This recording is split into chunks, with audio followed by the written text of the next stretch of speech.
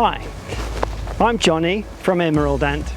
I'm an actor and a drama teacher, and I'm bringing you activity number 8 in the Ancient Inventions pack, Wind Power.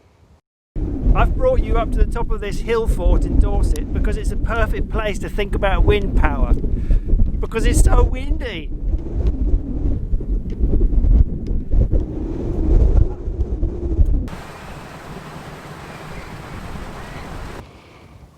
We're going to do some drama exercises with a little help from our friend Johnny anyway. Say hello, Johnny. Hi. Hello. People have been using wind power for a very long time. Ever since some bright spark realised you could use a piece of cloth to push a boat along and invented sailing. Wind turbines come in all shapes and sizes. This wind turbine is in a school which is well positioned to take advantage of wind power, producing electricity for the school. The turbine moves with the wind to take full advantage of the wind's power. So when the wind changes direction, the turbine changes too. And when there's more than enough electricity, the spare is shared with the national grid, so that other people can use it. And this helps keep our carbon emissions to a minimum, which is really important in tackling climate change. So I don't know about you, but I think this would be a fantastic spot to put up a windmill. Like this one. I've brought you to Buckinghamshire to have a look at this old windmill which used to turn huge stones inside the building to grind corn to make bread. Windmills were first invented over 1,000 years ago. Windmills come in all shapes and sizes, and these days they usually produce electricity, but they can also pump water and grind corn. Before windmills were invented, people had to use muscle power, or they used animals, but then they figured out how to turn the huge grinding stones by using the wind to push them round. The Romans also figured out how to use water power, which I will deal with in activity number 9, water power. Inside a windmill there's a mechanism which uses cogs, so when the big turbine turns, it makes something else turn in a different direction. Have you noticed that if you put your hand out flat in the wind and then turn it, you can feel the power of the wind changing? That's the way windmills catch and harness the wind's power, using the surface area of their rotor blades or sails. And if you're holding something flat and it catches the wind, it can almost blow you over or snatch it out of your hands.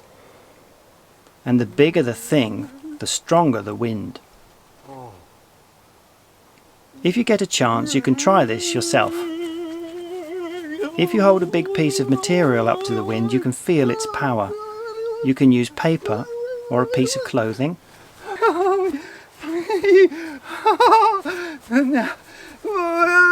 A long time ago, people must have observed the aerodynamic qualities of natural objects like seed heads and feathers, and taken inspiration to invent a machine which could take advantage of all that natural power.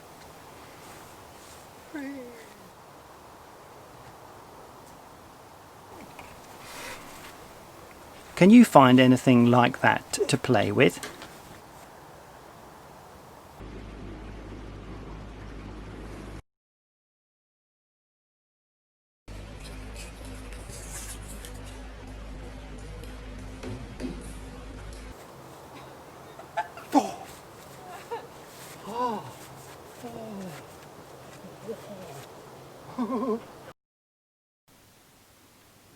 When this mill was grinding flour, it was illegal to have a naked flame within 1 mile in case it caused an explosion. I bet you didn't know that a cloud of dust from wheat flour could blow up. And now, ladies and gentlemen, boys and girls, it's the moment you have all been waiting for. It's time to get your body moving and do some drama. Rotate your arm one way and then the other.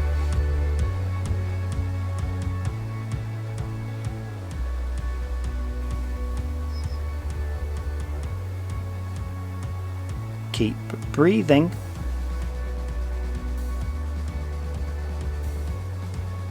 Now try with the other arm.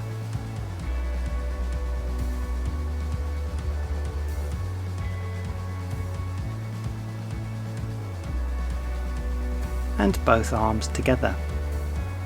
Can you rotate each arm in opposite directions?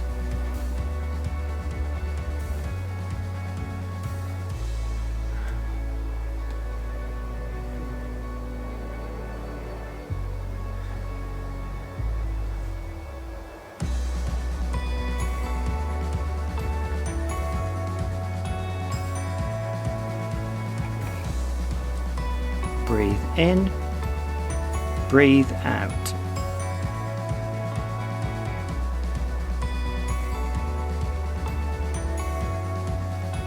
What other windmill-like movements can you make?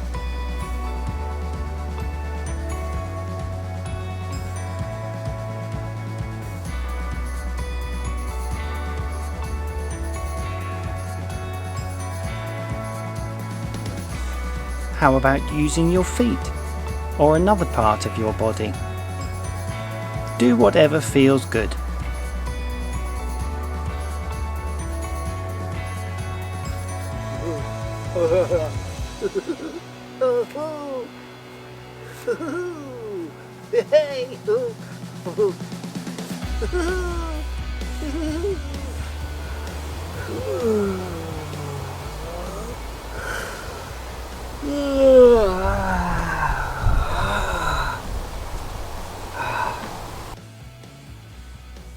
Imagine you're dealing with a strong wind or even a tornado.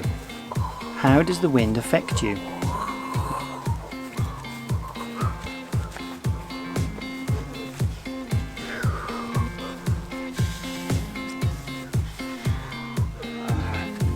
If you were a leaf, this would be much more exaggerated.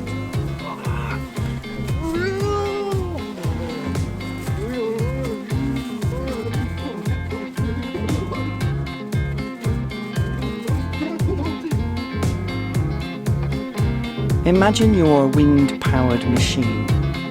If part of you turns in the wind, what does it make the rest of you do?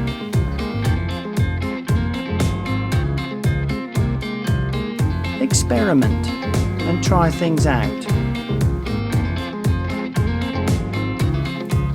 You can do this in pairs or use your imagination. Take turns to be the primary mechanism and the secondary mechanism, or do both at once. The primary mechanism would be the turning sails or rotor blades that you could see on the outside of a windmill, and the secondary mechanism would be something moving inside, like the huge millstones which get turned to grind the corn, or the pump which lifts the water up from under the ground.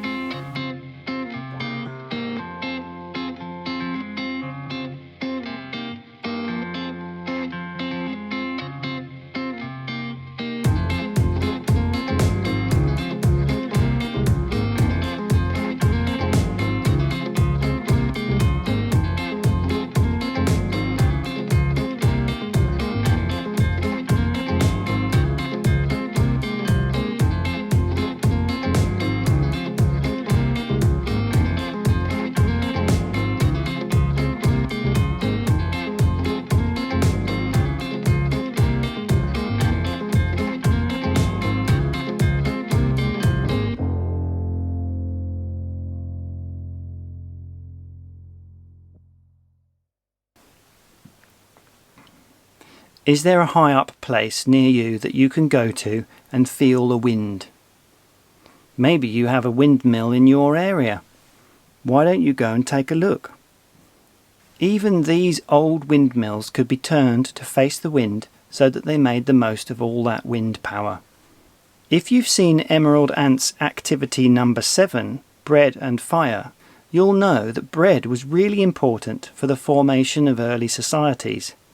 And the more people there were, the more bread was needed. Imagine how much bread flour was needed to feed everybody who built the pyramids, for example. Well, I hope you've enjoyed this short film about wind power and some of the drama exercises inspired by the wind. Perhaps you'll go out to a high place near you to enjoy the wind, or even just stick your hand out of the car window. Make sure it's safe to do so. Oh yeah. And feel the power of the wind.